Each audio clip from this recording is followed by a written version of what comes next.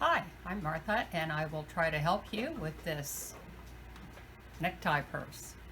I have two ties, and I had to decide at the very beginning if I wanted, which one I wanted on top, and I decided I liked this, so I have cut that off. I've cut way more than I need, but I'm going to set that aside. And I already did the one, this is either the front or the back, haven't decided, and the flap.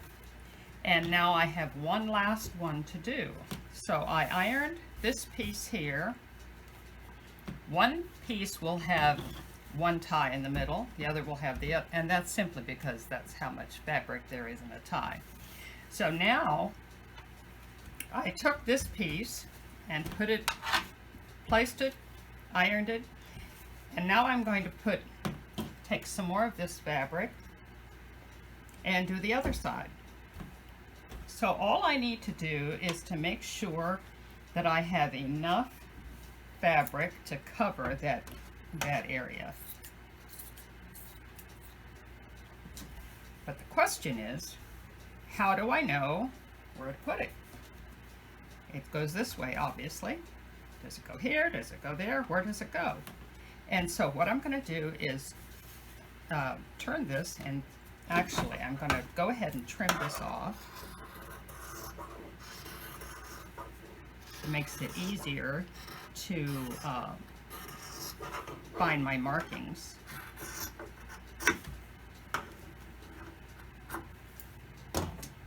So now I'm going to cut or fold this in half, matching the batting.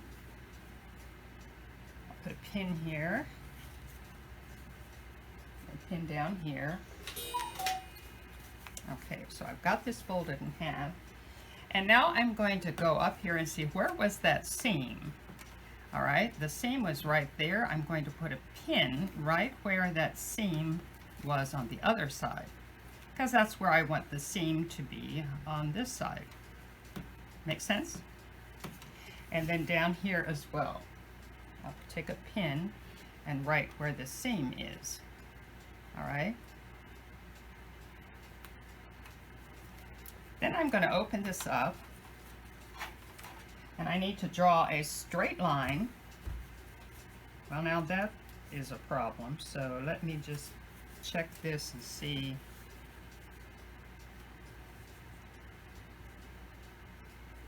Okay, a little bit more this direction.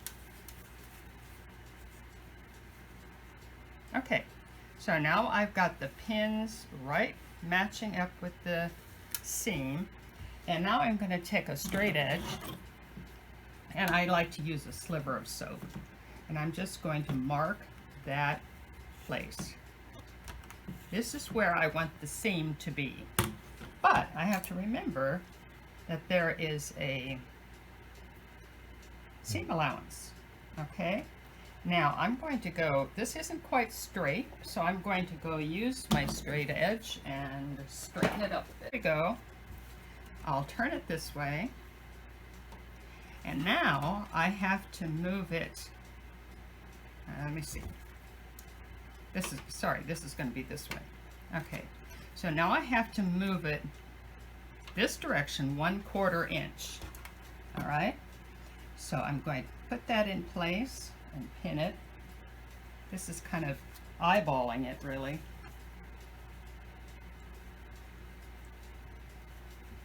And trust me, if it isn't exactly perfect, people will be so impressed with your purse, they're not going to notice it's not absolutely perfect.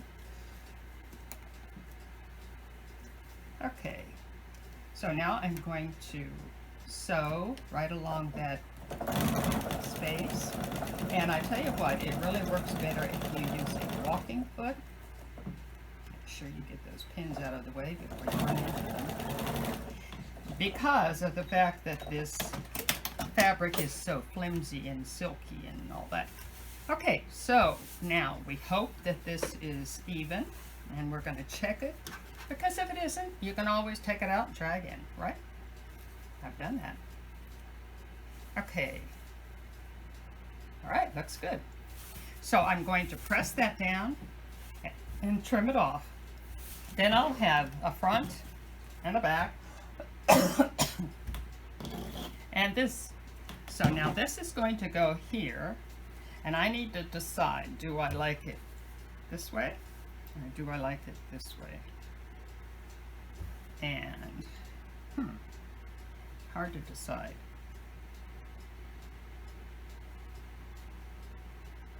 I kind of think I'll stick with that. All right, that means that this is now my front. So after I get this pressed and trimmed, this will be where I put my snap, and I need to put that snap in place before I go any further. Okay, thanks. All right, we're going to work on putting the snap on, and why don't you come close and take a picture close-up of that snap.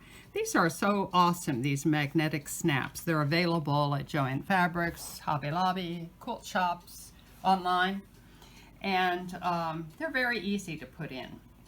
The first thing we need to do, though, is we're going to put the bottom part here, but I'm going to set aside the top part because that will be like one of the last things we do. And so now what I need to do is this. By the way, I have several different purses in various stages of construction so that I can move from one aspect to the other. So now I have this one, and I need to decide which of these is going to be the front. And you'll notice that this one doesn't have any wings along the side. Well, every once in a while you'll get a necktie that's wide enough that if you go lengthwise, you can get the whole thing on and not have to put those wings on. So, but I think that's a little much with all that, and so I think I will use this as the front piece, which means that this is the one that gets the snap. And on your pattern, you will have a place that shows you where this snap goes. So you can just put that there. And then what you'll want to do is to make a slit 1/4 inch on either side of this spot, because you have about a 1/2 inch or a little less of these prongs that go through those slits. And so you need to make a 1/2 inch slit. And I have these scissors that I use for nothing else but this purpose.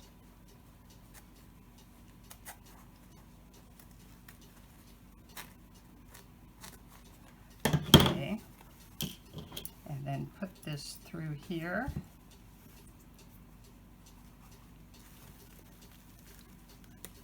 All right, now I'll get my little board here, and this part goes on top of this, and then I take my needle nose pliers and I bend these prongs on either side and give it a good whack with the hammer, and there you got it.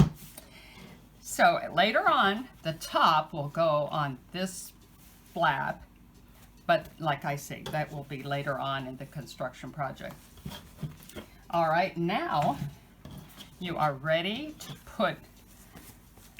to sew the top and the back and the front together. So you will want to pin the edges. I need to grab my pins wherever they are. You'll want to pin it, and then you will want to just go a narrow seam all the way around, like 1/8 of an inch, because you don't want a lot of bulk when you go to turn it. But then turn it over and do another seam just inside that, so real close together. You want to be sure that you have caught all the edges and you don't have some hole, later on peeking through. All right, and then let's put that aside. And then for the flap, now you could take this piece and cut a pattern and use it for the lining, but I find it much easier to just put this on here and pin it. Don't sew across the top. And sew a narrow seam all the way around, and then trim off the green part, the lining part, because you want the lining to be a little bit wider anyway than this. And so that's what I find works best. And then trim this off, turn it, and so then we are at this stage in the game. Here is the one that I sewed together, and I did a double seam, making sure that I had all of those pieces, and then of course you turn it right side out.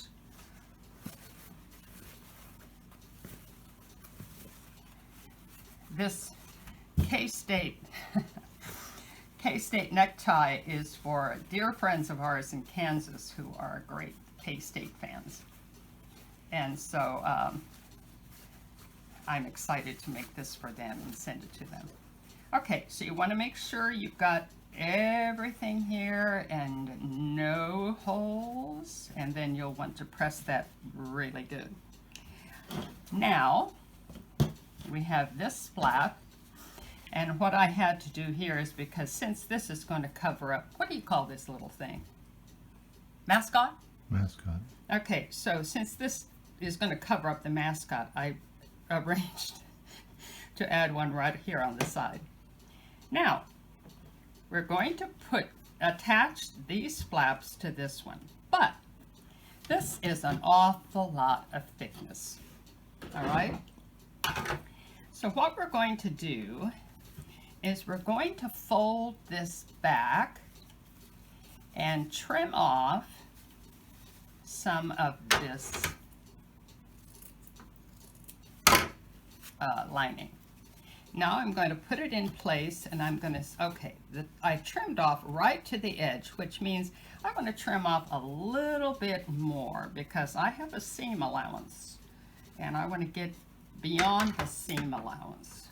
So I'm going to trim that so that when I sew this to the flap, it won't be nearly as bulky. So I think I'm happy with that. And so I'm going to pin this in place.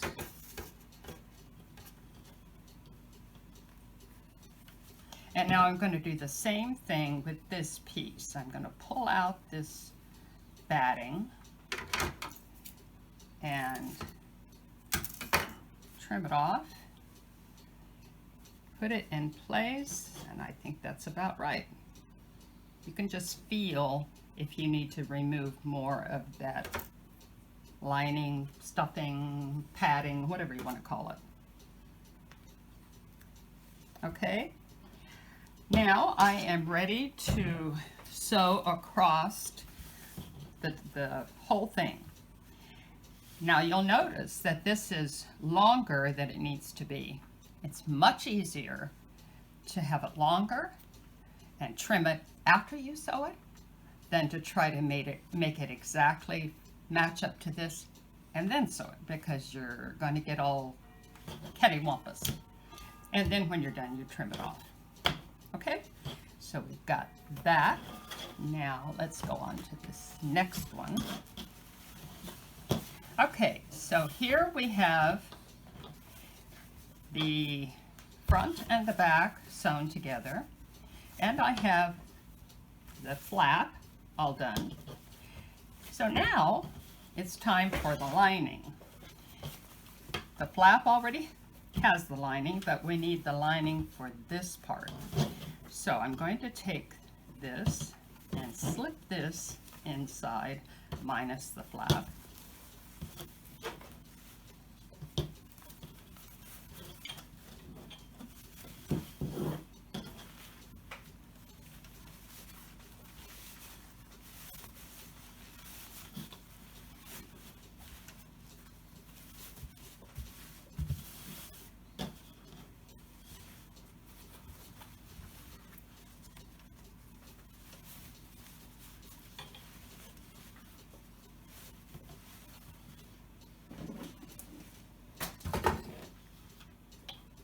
Okay, I'm going to match the side seams, and I'm only going to pin the front part of this lining.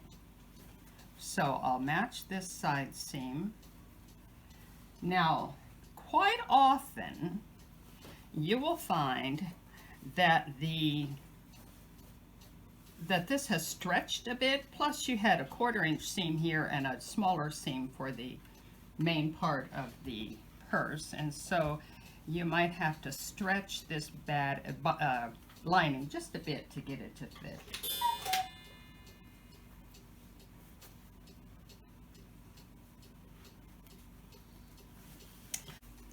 Okay, so we have this lining brought up here, and you're only going to sew the front of the lining at 3/8 of an inch.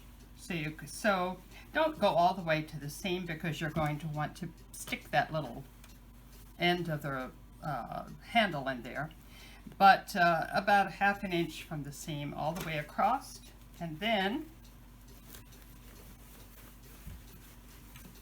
we're going to turn this way, and then you wonder, what in the world do I do now? Okay, well, this goes in here like this.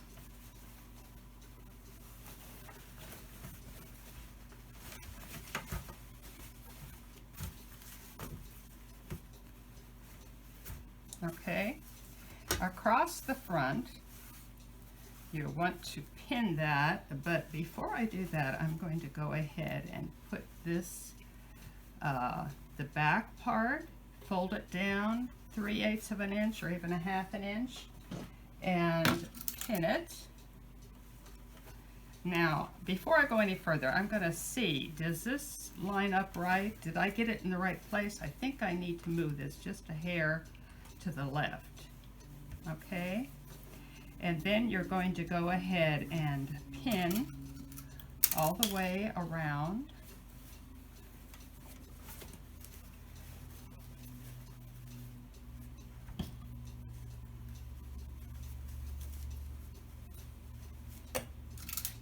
This part, I keep dropping my pins. This part is tricky, but there are a few things to remember that will help.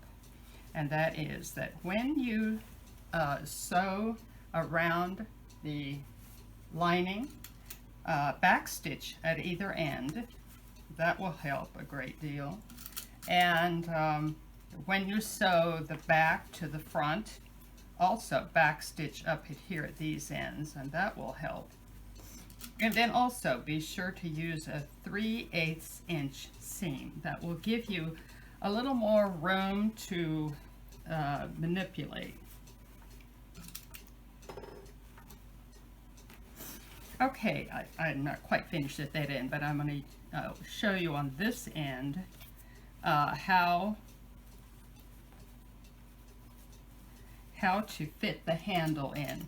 Now, the handle, generally I use this roping that I get at Hobby Lobby or Joann Fabrics or online.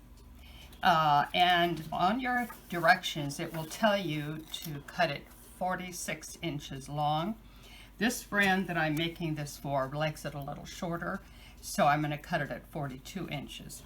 I have a little piece of Scotch tape at this end, and I have some electrical tape on this end, and I'm going to cut it in half. And you leave the tape on there because otherwise it will fray. So now I'm going to put this end in here where I've left a spot, and okay, so I'm going to fold this, put this in here, and then pin it on either side of that handle. Now obviously this is pretty thick, so when you sew across there, just sew one stitch at a time, and then we'll do the same here on the other side. Okay, now you want to sew right along the edge, right along the top edge, all the way around, and then one more trip around at 1/4 inch. Okay, and then that will secure this in place. Now, on this one, you'll see that I put the snap. Well, when you have that sewn in place, it'll be easy to tell where the snap goes, because you just fold it and feel around for that snap, and then you'll put the top part right there where it belongs. And now for this flap, we're going to glue it down, but I want to show you something, and that is that, see how that sticks out there?